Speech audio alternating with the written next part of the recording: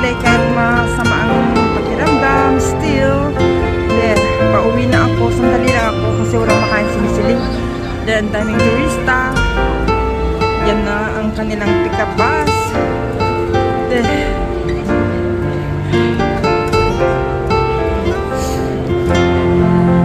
Medyo malamig ngayon. So, I need to cover my neck. Mga turista. Saan sila pupunta?